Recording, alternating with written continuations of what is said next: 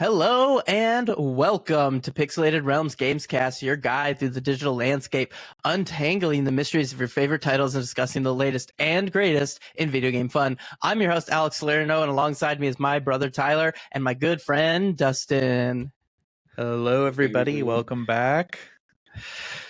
How is it going? We are freshly back from GDC, and sorry if I'm a little bit quieter than normal. We're doing a late night recording session and my daughter is sleeping, so I'm trying not to be too loud, but we're fresh back from GDC, and like any good conference, I got sick immediately afterwards. And so I've been dying all the last like 2 or 3 days. Been awful, but we're good now, and hopefully we stay that way. But got a lot of fun stories, and we'll talk about that a little bit. We're going to talk about, I think, Dragon's Dogma 2. And I don't know why that like stunned me for a minute, but that, and then maybe some Overwatch 2 gossip as well. So let's go ahead and dive right in, I think, unless you guys got anything to go with. No, yeah. So how was GDC, guys? So I was not able to attend, unfortunately, due to work, but tell me about it. I'd love to hear it. It was cool. So, Dustin's industry, veteran. So I think he's been to either this or things like this. And so I don't think he was as impressed, but it was very eye-opening for me as someone who's never been and is not really part of the industry. And one of the things that I found just absolutely amazing is, one, I felt like it was like my people. You know what I mean? Yeah. Like I was there and I was like, these are my people, all the fucking weirdos who are just super passionate about video games and just want to know everything they can about them and just doing, trying to make video games. And you kind of have like, there's kind of a division of like, there's the indie side and there's kind of the AAA side. And the indie people are like literally just driven on passion. And then the AAA people are just pushing the technical like capabilities of their company, and it's just like absolutely amazing. So it was really cool to just kind of be there and like feel the vibe and the passion and be like, you know what? Like when I'm at work and I like don't give a shit about what I'm working on. Like I like my job, don't get me wrong, and I have no intention of leaving, but it's like it's different than, you're like, hey, why are you really passionate about what you do at work? You're like, well, they pay me. And as opposed to there, you can tell that people are there because they want to be. And it was very cool. I don't know, Dustin, what do you think? Oh, go for it. I was going to say, so it sounds like maybe like the indie developers are more like intimate booths that you could walk up to and interact with. And then I'm sure like the PlayStation and those people have big old sections. So I think the difference between the AAA to the indie, or not necessarily indie, I wouldn't define GDC as like AAA versus indie. I would describe it more as in like industry versus like education, I guess, in a certain way. Okay. And I put education as in like the talks that you go to in the summits. Those are like very AAA driven, as in you're hearing from developers from the big studios, right? Like Insomniac and Blizzard and like Sony, Santa Monica. Like they're there, they're talking about their games, Spider-Man, whatever it might be. And like that's really educational because you're getting to hear from these people like directly from the mouth. But then when you get to the expo floor, you don't see any like gaming companies in that regard. Like there is no PlayStation, Xbox. And I guess this has actually changed from years past where like the developer or the studios had more of a presence. But from what we saw this year, it gets much more like technical, like dev industry, where you see like the big booths were Unreal, Meta, Unity, Discord had one, which was kind of interesting, I think, because they're trying to get people to integrate their tech into their games, more like monetization. And then like from the smaller booths, like those are like the big ones. Like Unreal like was also like the dominant one for sure, or Epic, whatever. And then like kind of like spreads out, and you see more like it gets very salesy, as in like come and let us show you how you can integrate our product into making your game more like into like helping you in development. So like you saw a lot of like haptics, like mocap software. You saw people pumping Web3, and then I'd say the other kind of thing you saw is you saw a lot of regional booths. So like there was a huge booth dedicated like Germany, and that was all like indie games from Germany. And then you had one from Italy, New York, Brazil, Sweden, So like they were all over the place. And then as you kind of like then migrated towards like the smaller, like I don't know, like the north area of the hall, you started seeing much more like student stuff, and like Digitech was there pumping their program, but then you also saw a lot of student projects, not from Digitech, but other booths. So yeah, it was kind of interesting on the expo floor. Like right when you came down the stairs, you definitely got hit right with the big development tools, and then it kind of like trickled from there. Yeah, I mean, so this is truly this is a gaming conference for the developers, selling to them. I guess I kind of forgot to mention that. So if you're not familiar with like what GDC is, it's not Comic-Con, it's not E3, it's none of that. This is for like working industry people. So it's like there was kind of two things you could do. So it was Monday to Friday, and at each of those days you could go to like a talk. So you would go and you'd have like they'd have a room set up, and there's a bunch like breakout rooms basically, but there were dozens of rooms, and you go and you would like say, oh, this is the talk that I'm interested in. Like I, for instance, went to a couple of talks from Insomniac about how they made Spider-Man 2. Very cool. Like it was very cool. It was basically, their developers are just walking through like one little detailed piece of the game and being like, this is how we did this. I went to another one that was like from Remedy about Alan Wake 2 and how they just did how their pipeline for creating missions were. And that was very cool. Like it was very insightful. Whoa. And then I went to another one from like this indie developer that was like why you should make your own engine kind of thing. Like it was like it was all over the place. And it was very cool. And there was, in each time slot, there was probably like 20 different talks you could go to. So it was like you had this like huge, you couldn't go to them all. Obviously unless you had like some time skipping ability, but they it was very cool. And then on Wednesday the expo floor opened, which is like what you'd think of at like E3 or something like that kind of opened up. But like Dustin was saying, it wasn't there to show off like their new game. It was there for like the engineers and the product managers and stuff to go and be like, is this going to make my game better? And we, like you said, we saw a lot of I think haptics and AI was the really big stuff. Yeah. We did see some of that like Web3 stuff, but honestly, I hate it, and I think it's just like I'm not even going to give it more airtime than that. It's the crypto bullshit, NFTs and all that shit. And yeah, don't even. We're not doing that. We don't support that. I'm skipping. Hey, no Web3. But we would go and it was cool. It was really cool to see. And Epic had a very big presence there with their Unreal Engine because they want everyone to use their engine, and Fortnite was everywhere. It was very cool.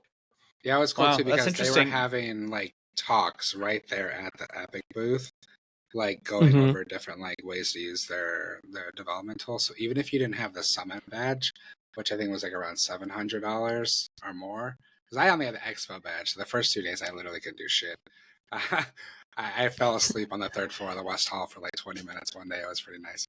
But it was cool because there is stuff once the Expo Hall opens that like you can still get to do that stuff. Get to like get more hands on with the technology. Yeah. And that's where you get the swag. Yeah, I got three shirts from the Epic booth. What up, dog? For our audio listeners, we got an extra guest. So that's funny because although I was not at GDC, I was also in San Francisco attending a meeting in a meeting space, just not the same one you guys were. Well, that's cool though.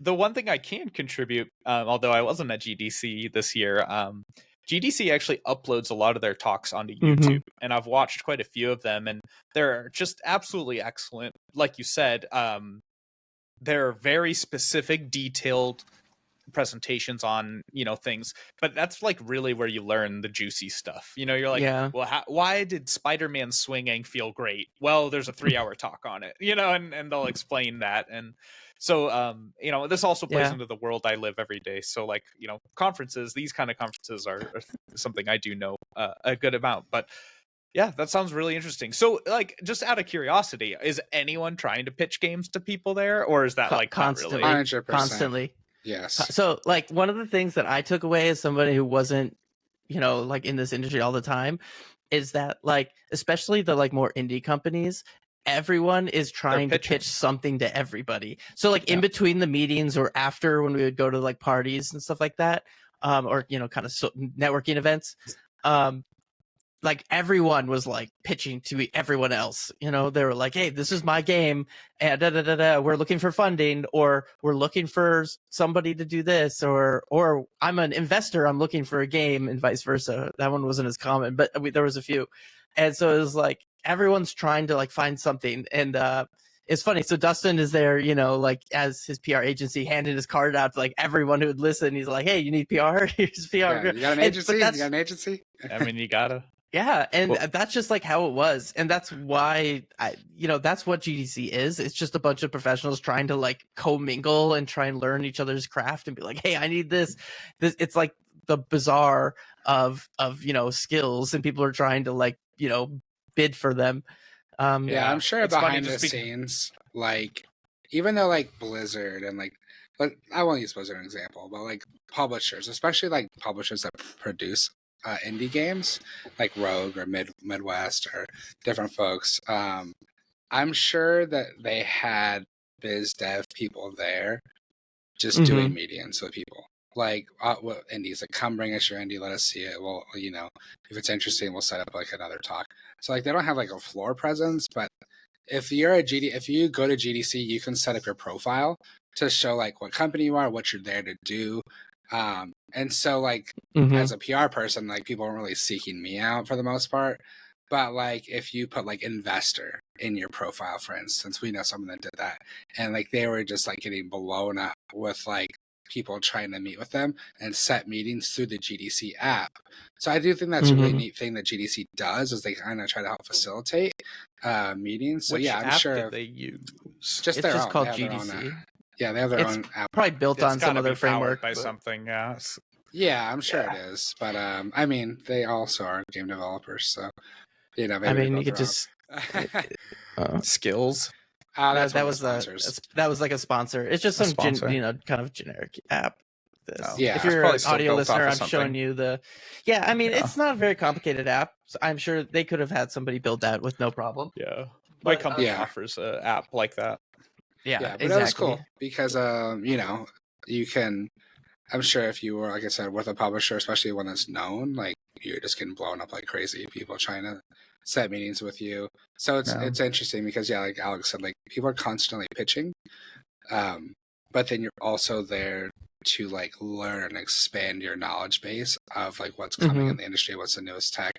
So but yeah, super filled with like indie folks.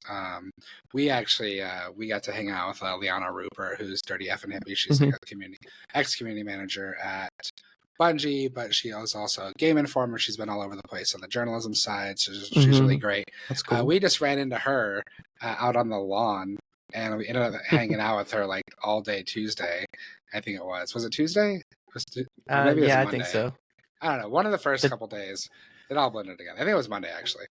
But then like as you're sitting there hanging out with her, because everybody knows who she is, so many people are just like coming up and saying hi, and you're just like, it's just like a speed dating kind of like networking. I know. I kind of felt bad for her.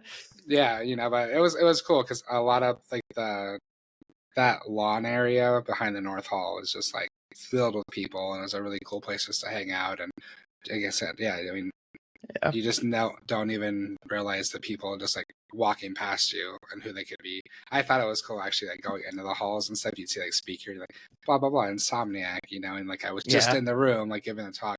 So that's also a cool part about GDC.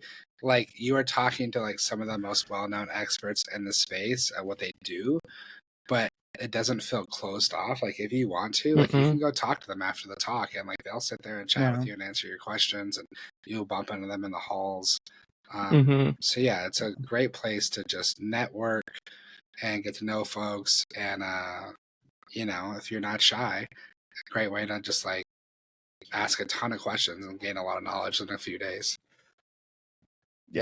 People are very open there. They're, like very willing to just talk and have a good time, because they're interested in you too. They're like, oh, who's this person? Are they somebody I should be, getting to know, and vice versa? And we sat like just 5 feet questions from Roland Emmerich, the director of Stargate and Independence Day, for a talk. It was an interesting talk. I'm not going to go into it because, but because it's Web3. Yeah, I could have high-fived him. That's like how close we were. But we did think it was pretty cool being like that close to this guy who created some of the really most cool sci-fi movies ever. So that was cool. That's awesome. Yeah. I mean, I haven't been to GDC, but I've been to BlizzCon a few times, and it's really funny how you're just like walking around, or like we were like waiting in line, and they just be like, okay, hey, how are you guys doing today? And I'd be like, good, like, what, everyone who works BlizzCon's Blizzard staff. So you'd be like, oh, what do you do? And they'd be like, oh yeah, like I'm the lead character developer of Heroes of the Storm. And we're like, oh, well, I'm gonna try Heroes of the Storm. Like, hey, that was cool, like, tell me about the new character, like it was kind of like, even though we're all video gamers who would stay inside 20 hours a day or more, and don't want to leave our nests, like when you force this out there, it can be really fun to make those connections. I remember like walking around and just seeing like Shroud, and I was just like, you have to like sit there and just be like, oh, connecting this person you've seen on the screen to the real person, and you're like, oh yes, connection. Oh yeah, that is Shroud. Okay, yeah, interesting. It's really interesting to go exactly like you're saying. Like it kind of it like humanizes those people, and you're like, they're just people like we are. But the internet and everything, just like you inflate this giant image of everyone, and it's amazing. Like being like if I try and get into the mindset of what it must be like to be somebody who's like very well known in these like niche communities, because they're probably like just normal person. They're not Kim Kardashian with paparazzi following them around everywhere, and they're just like, yeah, but I'm really popular in this little group of people, and then I make a lot of money. Yeah, exactly. Well, I mean, it was the same. So one of the BlizzCons, like Amaranth passed us while she was streaming, and we were just like, and the first thing I thought was like, oh my god, this lady is like 5'2" or something, like she's really short. And then I was like, oh yeah, it's Amaranth. It's just so weird. Like it's just so, you're just like, oh yeah, they're a human, they're a whole human being. Like they're totally normal. Someone you'd like see online, and then you're like, should I go say hi to them? You're like, actually, I don't really want to. Like every time I see that, I'm like, why would I bother another human being? Like, that's what I think every time. Like I feel like, what's the point? I feel like game developers are normal. I feel like streamers are like fucking crazy. Clip that, man. No, because like, I don't know, man. Like you hear the horror stories of like Twitch cons and like entitlement and stuff from so many streamers of like, how many followers you had to get to my party, and like. It's totally different though. Like one is a popularity contest and the other is a group of professionals. Like, it's like a whole different business. I think like once you've met like the guys that have made it more, like I've seen Pokey, not in person, but I've seen like her walking across like conventions, and it seems like she's really cool. She'll stop and take pictures, and she's very humble. So maybe like you kind of get to a certain level of like Twitch celebrity or like streamer celebrity where you come back down to earth, but like that middle tier of people trying to prove that like I don't know. I kind of imagine that if we were to meet Ninja on the expo floor, it wouldn't be a great encounter. Like I've run into Soda Poppin' quite a few times, and I gotta say, pretty interesting. I don't know. So Soda Poppin', I guess, was in my World of Warcraft guild like a long time ago, and I didn't realize I've also very, very much pissed him off by murdering him in World of Warcraft. And honestly, it wasn't even like this is a video game related story, so I can tell it. Like this is just the bullshit that I don't like though. So me and my buddies, I think this was Legion maybe, or maybe it was Battle for Azeroth, either way. We were all about to go do like a mythic dungeon, right? And so we're flying to the mythic dungeon location, which is what you have to do. And, we're right about to enter the mythic dungeon entrance, and we just start getting opened up on by some goddamn druid, Alliance druid. And so, of course, we fight back, and it was like the druid, which is soda popping, and and we kill him because it was then like 3-1. And then like I start getting messages and people are like, invite me to lair, which is like invite me to the lair that has soda poppin in it, because WoW layers the servers. And I'm like, what the fuck is happening? And then I was like, they saw on stream that you, and then I was like, oh shit, that was a druid. And people are messaging me like, fight to lair. Did we just fucking fight soda poppin? And so I go to his stream and he's there and he's like, these fucking guys are such like pussies. Like they totally 3v1'd me or something. And I was like, motherfucker, this dude tried to assassinate us. We weren't even like fighting. So like he was like giving us shit and saying we were bad and stuff. And I'm just like, man, I've met you in real life twice. Like you're a bit of a dick, dude. Yeah, no, he was in our guild before he blew up. Like before anyone knew who he was. Like before he even streamed, honestly. When he was just a kid, so it was kind of funny. I didn't realize that my buddy who still WoWs. He's like, yeah, dude, like soda pop, and like that was this fucking guy from like way back in the day who was in Run with us, and I was like, really? He's like, yeah. Like, that's cool. Kind of weird how like there's so many different personalities you're running into WoW, where like you just don't know who you're playing with. Like we had a really famous music producer named Blood Pop was in our guild. We knew who we knew because he told us who he was, but he's like Grammy nominated, works with Lady Gaga, and it's like he's just dorking out playing WoW and like sending memes to everyone. Some randos. Yeah, it's I just like funny. to think I've played with Henry Cavill once, but who knows? Randomly, you never know. Just randomly. Yeah. Anyway, so GDC sounded cool. Hopefully, I'll be able to make it next year. Yeah, we got the meat sweats, by the way. Shout out to David Lewis for hooking up with the meat sweats. Took us to STK, and we got a 36-ounce tomahawk ribeye in New York, and it was really good. But we almost died. Bucket of fries. Yeah, it was good. We almost died afterwards. We did. I would have traded the whole conference for that. Yeah, it was pretty good. It was good. Wow. David is an amazing Well, anyway, host. while you guys were busy at a conference, I was playing video games like this podcast is about. Are you hitting your mic mount? Yes, Dustin? he is. Because we can hear the spring hit. Hey, I'm not hitting the mic this spring. I'm sticking this magnet toy from my son like on the end of it. Not on we the can spring, hear but on every the single other time you do it. All right, I'm sorry. I can't It's tell super the headphones loud. on. We'll fix it all in post. That right. Fuck it, we'll do it live. We're doing it live.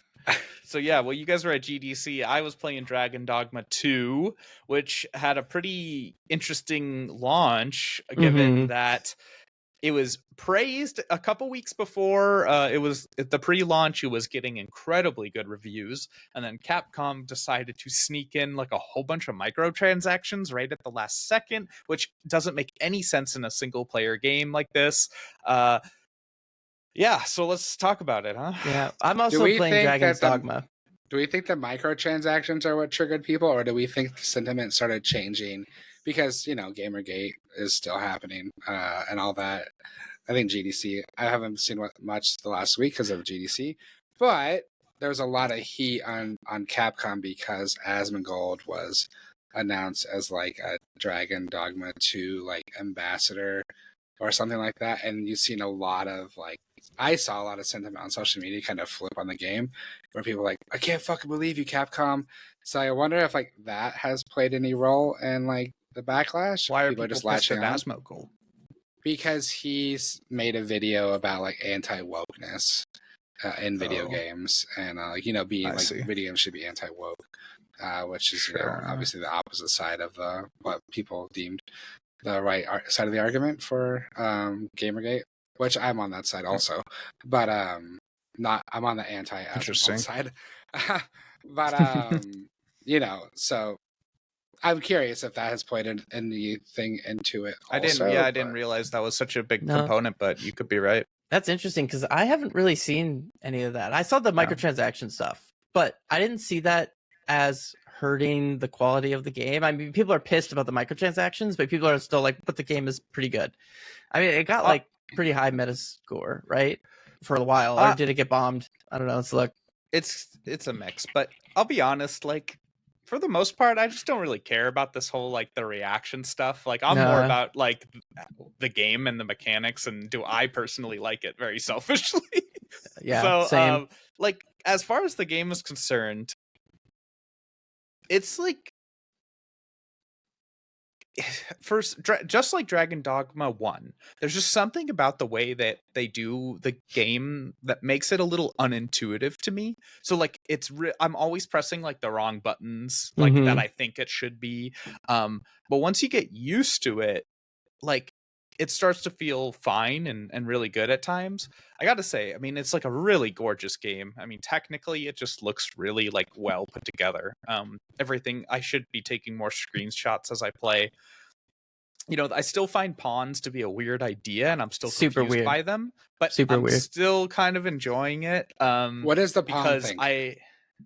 So the pawns in Dragon's Dogma lore are these like ethereal beings that just like are there to help you, and you get to make one yourself, but then the other two, either you make them yourself later, or you can adopt them from other players and computer generated ones. Yeah, so they're multi-dimensional beings that can travel between dimensions, and every single Arisen, which is what your main character is special. There's only one in the entire world or universe, dimension, whatever. But yeah, I'll explain. I don't know about that. I don't want spoilers. But anyways, you're this creature, this Arisen thing, not creature, and you have a pawn in your universe, which is this human that is dedicated their life to you, basically, to being your slave. But the pawns can travel to other dimensions, so like basically other players can take your pawn and add them to their party, and they can like get the benefits of your level and experience, because the pawns will also like throughout the game be like, hey, I've been here before, do you want me to help you and show you where the treasure chest is? Because it's like, if I went through the dungeon and I did it, my pawn remembers it, and if Tyler plays with my pawn, then my pawn will show him the way. So it's supposed to be this kind of like that idea. I think is cool. So the vision I think is good. The execution of that vision is dog shit. And totally dog shit. Oh my god. I think it's dog shit. But I think so. Okay, let me tell you my opinion on Dragon's Dogma. I like the game. I'm playing it. I'm having a good time. But this is a problem I have with Capcom. Is all of Capcom's games have suffer from really awful immersion, which I think is Tyler's first point, was that you said like it's like it doesn't seem intuitive at first. It's like that. It's because Capcom games don't feel very immersive. They feel like a video game. And you know, that is fine like 10, 15 years ago. Sure. But nowadays, when gaming has evolved to a much more modern thing, games are supposed to kind of feel seamless. Like, we've learned a lot of lessons, right? When you play God of War, like, you don't think about half the shit you're doing. You are doing it because it's natural in the game. And, you know, you feel like that with like Alan Wake and all these like, you know, Horizon Zero Dawn or Forbidden West. You know, it doesn't feel like a video game. It feels like you're walking through a story. It feels like you're immersed in this narrative. Dragon's Dogma, things like pawns are the opposite of that. Exactly. It feels like a video game. And there's like really sudden breaks in where it'll like throw up a tutorial message, and it's like, read this message because we didn't have time to teach you in game. Or things like the beginning of Dragon's Dogma is pretty bad.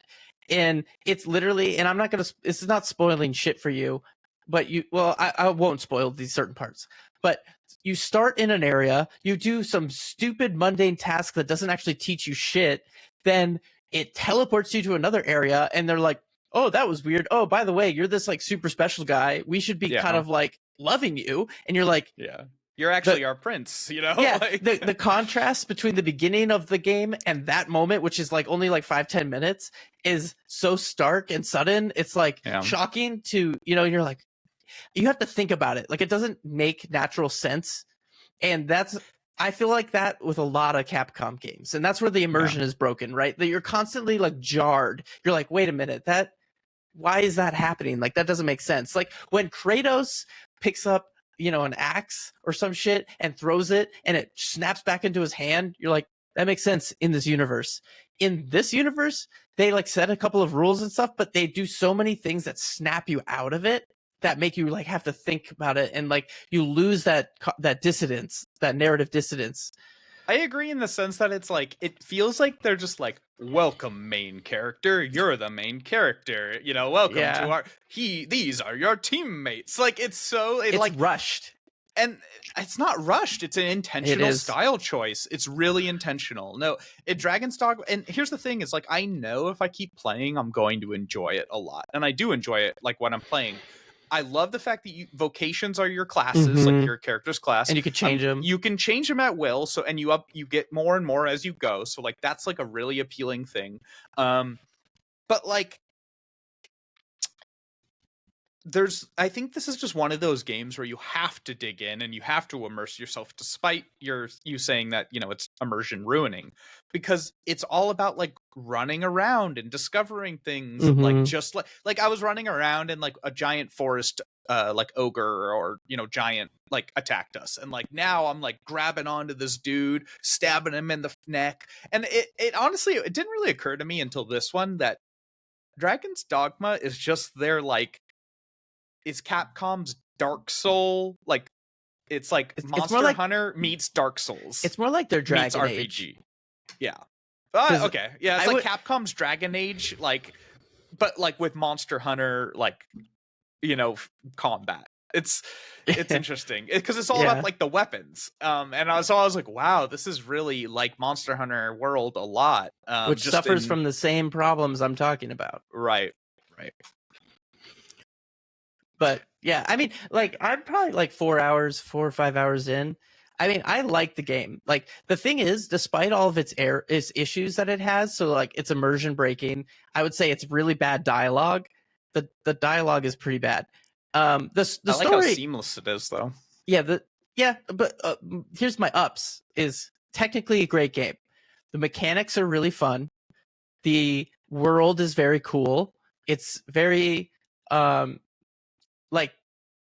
like going into a cave and searching the cave and finding the treasure is very satisfying, and like, even like if you're not, it's got that like Skyrim-esque where you can kind of get distracted on things, right? Where you're like going to the main mission and you find like a cave, you go into the cave and you find out that, you know, the cave is much deeper than you thought it was. It has that kind of progression, which I really enjoy.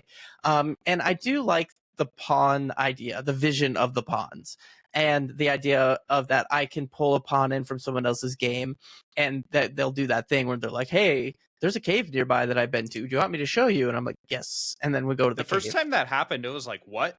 Like, they were like, hey, like, we need to go this way. And I'm like, why is the pawn telling me where to go? Like, I thought that was cool. You know, I think this is also one of those games, and because I only had like 10 hours on the first one, maybe I'm wrong, but it just feels like one of those games where hour 10 you're like, okay, like, this is pretty fun, but then hour like 20 you're like, no, I'm starting to feel like this is invested and my character has details and development, and then like hour 50 you're like, no, this is my favorite game ever. You know, it's like one of those games where you just keep getting more and more sucked into it. And so I'm trying to get there, and I know a lot of the people who do love the game like kind of did, because they ended up just spiraling into like playing 100 hours, you know? Yeah, and it's definitely like a long game, you could tell, because of just the scope of it. Like, if you were to, you know, beeline the story, you could I saw somewhere it's like less than 50 hours.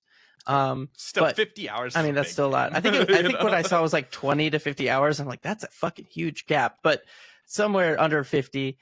But you could easily spend 100 hours in this game just roaming around, because it's open world and there's just so much you can do. It's not afraid to throw a monster at you that's like 10 levels higher. Oh, no, like, it's not. it'll stomp your ass into the curb. Yeah. So we'll keep playing it and get back to you more. And between switching off between that and Final Fantasy Part 2, you know, so there's a lot of games right now to play. I have a question for you guys about the microtransaction stuff in Dragon Dogma. So I saw a really interesting argument about it, actually. So I'd say the more of me would say that I don't care if microtransactions exist for cosmetic only. If people want to spend the money to make their character look different, I don't give a fuck. Like, I think it's a cool option for people. But I saw a really interesting argument that counters that I actually kind of agree with to a certain extent. And the argument was that, yes, it is cosmetic only, but how do we know that developers weren't like, hey, let's make this piece of armor like a rare drop off this boss? But then, like, execs were like, no, let's hold that for the battle pass and monetize it. So how much content are we losing that was originally planned to be free or should be free, could be free, as ways to get them through the game that are now being pulled away? And not just in Dragon Dogma 2, but just, sorry, I hit the mic. Not just in this game, but like across the industry, are players losing content that should be free because executives are saying, no, that's one of the better pieces of gear you guys designed. We need to monetize that piece of gear. And I do think we see that a little bit with stuff like Valorant, for instance. I fucking hate that Valorant, the first gun, or the only gun you get for free, is just like this basic grayscale ugly piece of shit. It doesn't even look like anything. Yeah, but the purchasable ones are like so high quality in Valorant. Like they like changed the game on like skin looks. Yeah, but I mean, if you look at Counter-Strike, I'm okay with Counter-Strike base guns because they look like the real guns. An AK-47 looks like an AK-47. So if I want, or an M4, so if I want to put this cool paint decal on my M4, whatever. But if I don't, it's fine because it looks like a real gun. Like, that's just what they look like. But in Valorant, you literally just get like this gray, like emotionless skin that doesn't look like anything. And then, yeah, you can put your own on it. Pay money to make me look better. Yeah, it's so blatant that they want you to spend money to make it look interesting that it's kind of a turnoff for me because it's so one-sided. But yeah, so that, to pull it back, that is my question for you guys.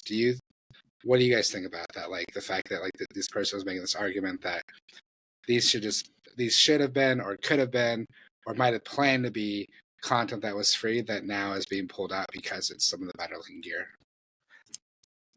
Yeah, I mean 100% that's happening. There's no doubt in my mind that's happening. Like, and it's ruining games too, where I'm sure people are like, yeah, this is a great game. And they're like, great, take all this and monetize it. Like I feel like that's totally like got to be happening in some degree. Maybe not in the exact chain of events we just said, but in some degree. Because I mean, unless monetization is built in from the get-go, so like a lot of games do have that. For those, I would say probably not. Like Valorant was designed with monetization in mind. A lot of live services games are built that way. So that extra effort was never going to happen anyways. It was part of the normal effort was to build those things. This game, for me, however, like Tyler was saying, it's like a single player experience. I didn't even know it had microtransactions until I looked online. Like, it's not even obvious. But this also isn't a new thing for Capcom. This is like a running thing Capcom does, and it was in the original Dragon Dogma. It's in other Capcom games, so it's not a new thing. It's just if you were paying attention, kind of thing. Exactly. That's what makes me think that like 100% that they were like, they did not make this with monetization in mind, and then somebody came down from the top and said, hey, don't forget about monetization. We need to throw in some of those add-ons, even though it's a $80 game already. I think I remember seeing somewhere that it was like already more than $70. I don't know. No, I guess if you got the 70. Deluxe, it was 70, but I mean, that's still a lot of money. So it's like a $70 game, but we're also then going to nickel and dime you with a couple of bonus skins. And it's Destiny was obviously the worst about this. Well, I mean, but it was. Destiny has I've played Battle Pass, expansions, and Eververse. You're talking about the number of things? Yeah. Like, you just do all just of them. Wait until you pick up Warhammer. You'll see monetization. $40 piece of plastic. Yeah. But here's the thing. So like in Dragon's Dogma, I don't even know what I can purchase. It gives me the ability to like pay real money for currency, but I'd have no idea what that currency does. Like I haven't noticed what is in this game that's monetized. So like yeah, like I don't.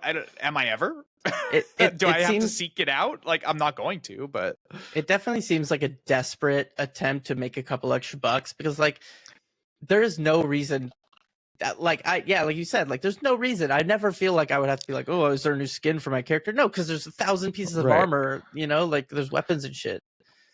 Yeah, I'm like, what am I heard you could like purchase like fast travels and like things like that, but like, and that's that would scummy. be but yeah, I was about to say, and that would be convenient, which is fucked up. Like, then you're like actually making me pay. That's like some mobile game bullshit right there. Yeah. Oh, you want to make this timer go faster and save your, your lifetime? Pay $5. No, fuck you. We'll have to did we play talk a little about bit more. Helldivers pay to win stuff last week? I feel like we did. I think we did a little bit. Okay. What is their pay to win stuff? I mean, I don't think they're pay to win, but that's the whole argument about work your way through it. There's an argument for it, definitely. Yeah, but it's the argument too is like, it's PvE content only, and it's not like guild racing either. So it's like, if you want to do it, like, is there really any harm to the other player base? Like, in my opinion, pay to win is like you were getting an advantage over other players in some way, whether it's PvE, PvP. Because most people play pay to win as competitive, right? Like, you're playing a competitive game.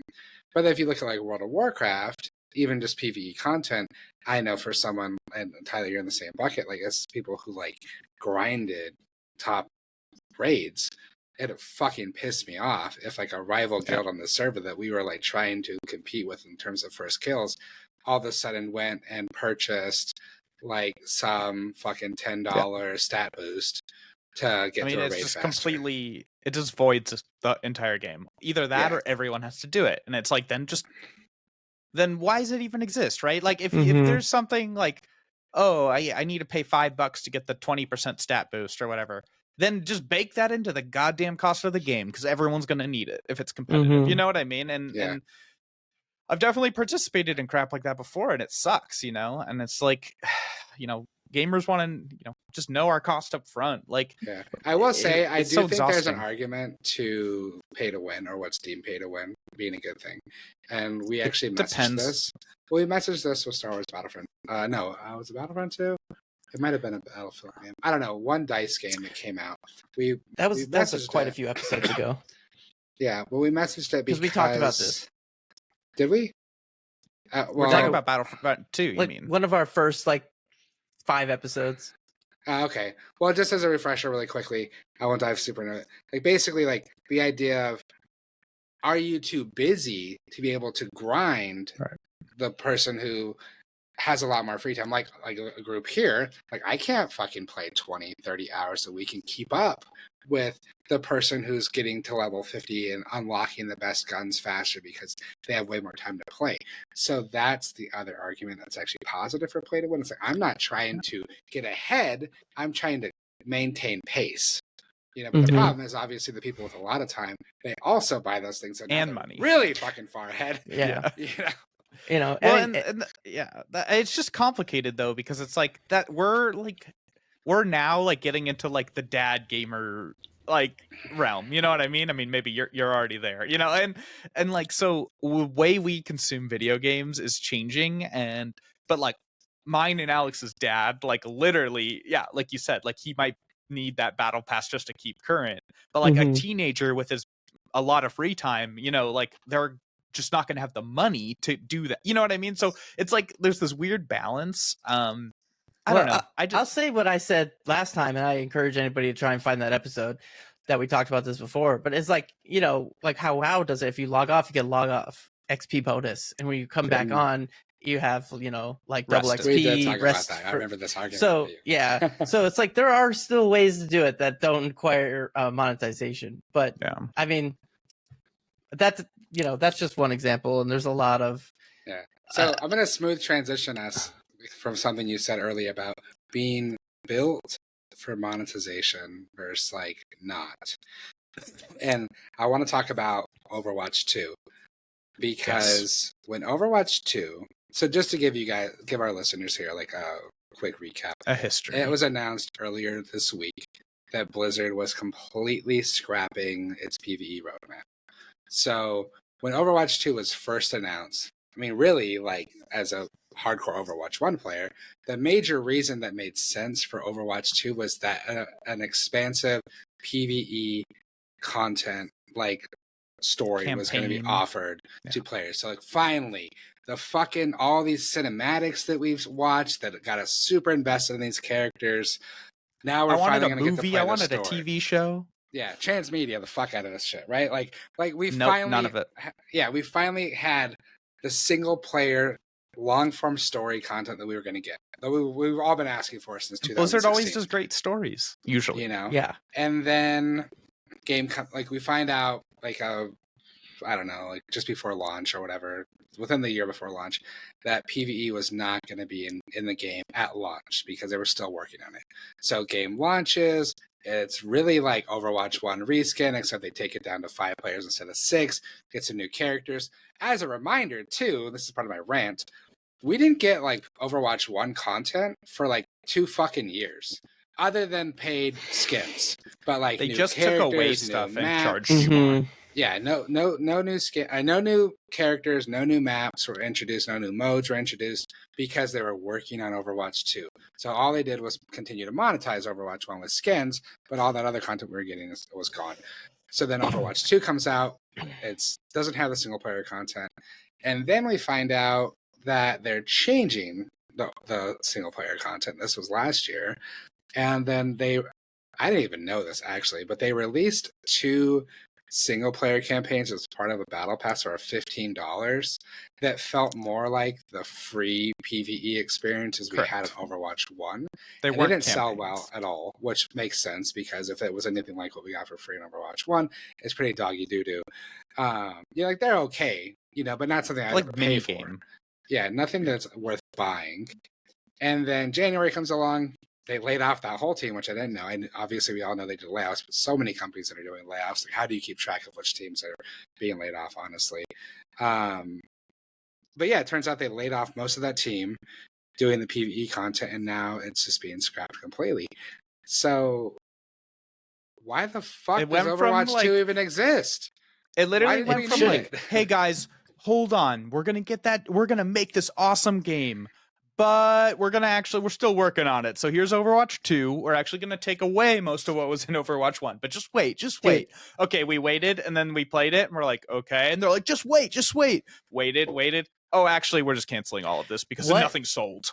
I know. What a bait and switch, right? All of the features that people wanted that were promised didn't happen.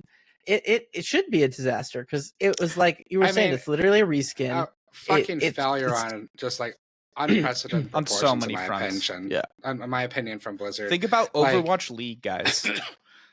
Overwatch League was the biggest failure in esports history. Yeah, I worked with Owl. I mean, like I followed Owl really closely. It worked for them. Or with them. With London Spitfire, I was doing the PR in season 1 when they actually won season 1 championship. Was cool. But like we knew back then, like y'all are charging like $15 million a slot, and then it went to $30 million for season 2, and they just weren't monetizing it all. Everybody knew it back then. I was like, this is doomed to fucking fail. For me, it was just the game. It was like I was just like, Overwatch is not watchable. And that was the problem. Like I sat there, like I said, I went to BlizzCon. I sat through tournaments, and I'm like, it's just not I from the player perspective, I don't know what was going on. I could not tell. You have to play it. Like you have to be like a more serious player. But like really I was playing everything. At the time, I knew, and I'm like, okay, like yeah, maybe Ryan used to like, like even like, and it was so. It's not like Counter-Strike. I feel like almost anyone can like sit there and kind of be like, okay, there's the terrorists and there's the God tier esport. I know, but Counter-Strike is very easy to understand, but it's very hard to master, even in viewing. But Overwatch, it just was like, and they tried so many things to make it a better viewing experience, and nothing just worked. Just the game just wasn't an all-star game that they were expecting. Well, it's season 1 finals. So League obviously has crazy numbers, but even the game that breaks the record for concurrent on Twitch or has multiple times is Counter-Strike. It has like 1 million plus concurrents for their for the finals of the majors, which happen twice a year. The Overwatch Season 1 finals peaked at like 300,000. I mean, that's just like a huge fucking drop. I mean, it was almost the same numbers for the grand finals as it was for opening weekend of OWL. Wow. So, I mean, it just didn't really see the growth. Like, you didn't see like just like crazy numbers. So, like, where was the justification for the amount of money that Blizzard was demanding from teams to buy in? I can't even imagine what they were charging their sponsors year one. So, I mean, I did think they did some good stuff. Yeah. Like with like they were just so certain like it was going to succeed, you know? Yeah, and I mean, honestly, Overwatch, in terms of like being built to monetize, Overwatch was built to be an esport. Like that game, like the long history of esports was that the community decided what games were popular. We're going to be esports because that scene naturally grew from popularity. Like even League, I would say, is the same. You know, Counter-Strike especially. You know, grassroots esports scene, like for sure. And then once like League took off and Counter-Strike started taking off with esports, developers like, oh, how can we create a game that's going to be an esport? And I think Overwatch was one of the first ones from a major publisher that was actually created, I think, with that in mind. Very intentionally, yeah. You know, and like it's a fun game to play competitively. It is. Yeah. Like losing always sucks, but yeah, it has the same like ups and downs of any ranked game, but it has a good system. You know, 2 tanks, 2 healers, 2 supports, or whatever the build is right now. The meta 1 tank now. You know, oh yeah, because there's 5.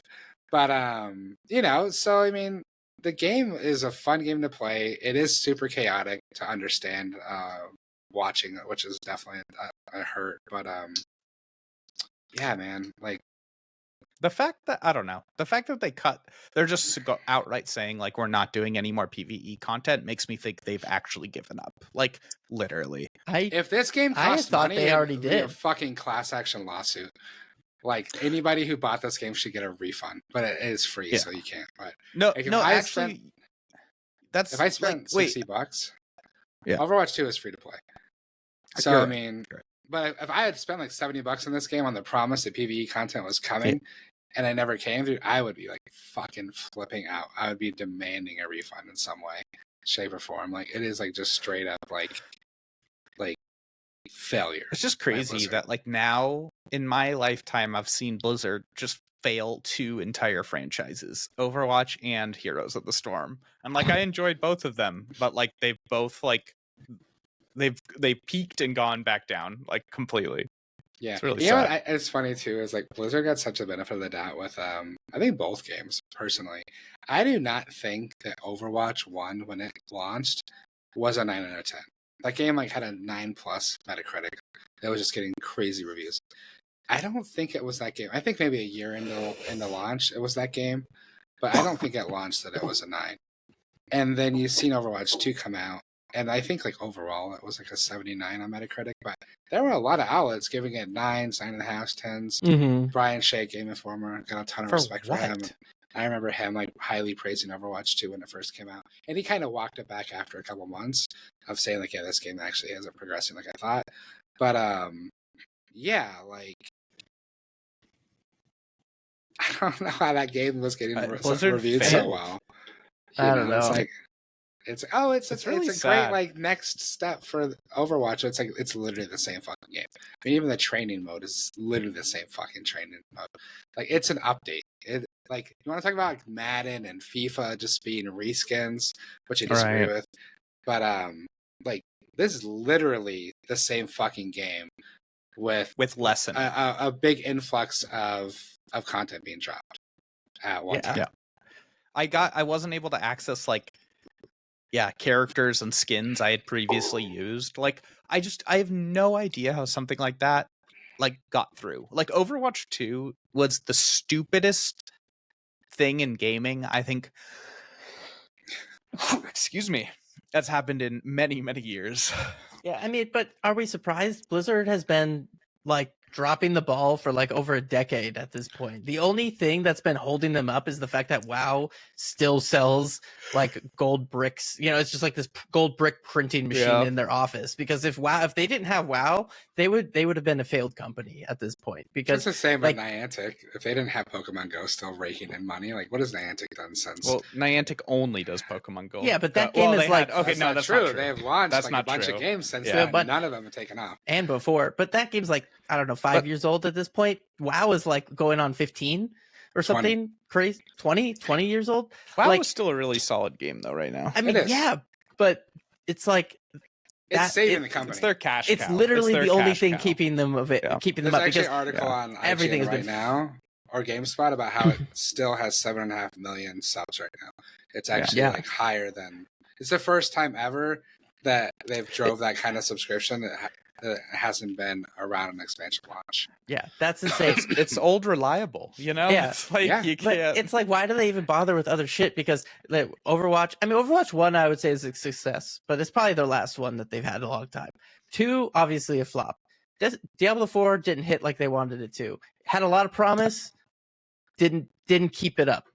If you look at monetization, though, for Diablo 4, I think that it would be considered a huge success. I think it sold a lot of copies at launch. It's like Palworld, okay? Who the fuck's talking about Palworld right now? But it sold a shit ton of copies at launch, so they made a lot of money. They're not monetizing it like live service as they probably like they would have wanted to. But I think Diablo 4 is still definitely counted as a success. That game had so much potential and almost could have been a banger. The single player story I thought was honestly really good. Yeah. And they just dropped the ball after that. The end game content was just absolute trash. Blizzard, hire me. I'll fix your fucking games. But I think it's really hard to make content for live service games, end game content like that is appealing and has enough depth to satisfy players as new content is made. Like honestly, like WoW is the only one I can really think of personally that I've seen that like players actually stay engaged through a whole cycle and like raids are slowly coming out. But like a Destiny's fucking boring after like 2 weeks. Like it's because a lot of these companies use these cookie cutter templates that have been failing for many, many years at this point, and they expect it to work this time. It's like they just don't. There's like, hey, this is how we've always done it, and it's that's going to work. Like you have to have like a really good gameplay loop. And like I feel like they gamble on not having a good gameplay loop. Like Diablo 4's endgame was not a good gameplay loop. Like it just wasn't. And so like WoW, like people say the game doesn't start until you hit the max level. You know what I mean? So like there's just something about the way that they're thinking about these at like a very foundational level that is just not working out. And you know, it's we needed to go back to the days where like people just like, I don't know, like trusted their gut and like actually listened to themselves, like and designed games without like a 20-person opinion pool. We need to take big money out of games, but still fun. I will say that people probably disagree with me on this because I actually think that this gives more depth.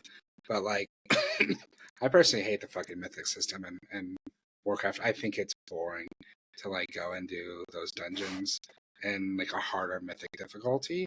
But I would say people would disagree because you can get like end level content like gear like that's on par with like the raid without having to do the raid. So it actually the raids are easier. Content. Yeah, it actually gives you more content that way than like reducing it. But it reminds me more of like Destiny, where I'm just like doing like these fucking dungeons that you do when you're leveling at sometimes, you know, and it's just like that's the content that keeps hitting. So I don't know. I'm someone that gears towards the raid and like likes doing that, and I think it's because you go in there with such big groups too. I'm going to cut it off here. We're pretty close to the end, and this is something that I could tell Tyler's about to go on a tangent on. So it's true. I'm going to go and cut it off, and we do have a couple of questions written in. So we're going to go ahead and hit that. But if you would like to ask us a question or leave a comment, you can go to pixelatedrealms.org/ask and be part of the show. You can leave us a comment and we'll talk about it at the end of the show, just like now. So Ralph wrote in a couple of questions again, just And so we're gonna go ahead and talk about these. So this Rapid one fire. says specifically for Dustin. We all know Dustin's love for female characters in video games.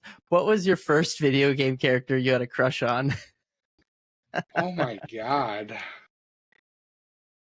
Ralph says his was Nina from Tekken Tag. I gotta look up I this. have to see the first video game character Nina I can is remember awesome. crushing on would be Chun-Li from Street Fighter. Wow. Lee, Yeah, old even though I'm not a reliable fighting right there. games guy, but like, I mean, who didn't grow up with a soft spot for Chun-Li in their heart? Those thick legs. Maybe it like influenced my whole life because I married an Asian woman. You know, who knows? That was the beginning of it for me. But yeah, That's Chun-Li, I would funny. say. That's hilarious. We'll have to get you a statue or something. I've looked at them. Trust me. I've looked. All right. And the next question is, I believe all of you are married or soon to be married. Congrats, Tyler. And some Thank of you you. have children. How do you balance your time between playing video games and other responsibilities in your life, such as family and spouse? That's a good You question. don't. And yeah, The answer is I don't. Yeah. you don't. There's no balance. You steal away time anywhere Yeah. you can. I Sacrifices text Alex must and be I'm made. like, do you want a game? And then he says, sure, I'll be on 9:30. I'm like, honey, I'm fucking gaming tonight. Is that okay? and then she decides Command whether or not, question. whether or not it's okay. Yeah, I try, steal as much time when I'm supposed to be doing chores when Naomi's asleep at night. Am I doing chores? No. I'm playing games. Yeah. Or, maybe I'll like during my lunch break at work or something. It's really hard.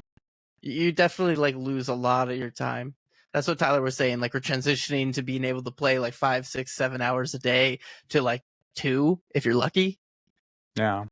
I mean, yeah, I usually like try to just get an hour or two in at, after dinner or on the weekends. I can usually do like a little bit of a longer session, but that's because I currently don't have any children. I assume that'll change one day. So, yeah, good question. Get on it, bro. Yeah. Got to negotiate with your spouse, your partner.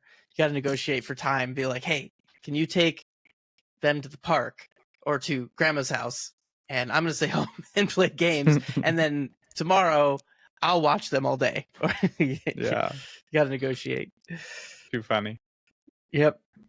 Let's see. I think that's it. Cool. All right. So that was a good episode. So thank you everyone for listening. Don't forget to follow or subscribe to be notified when we post new episodes. We post new episodes every Tuesday at 8 a.m. Eastern Standard Time on podcast services and YouTube. You can also find us on Instagram, Threads, and YouTube at Pixelated Realms Podcast.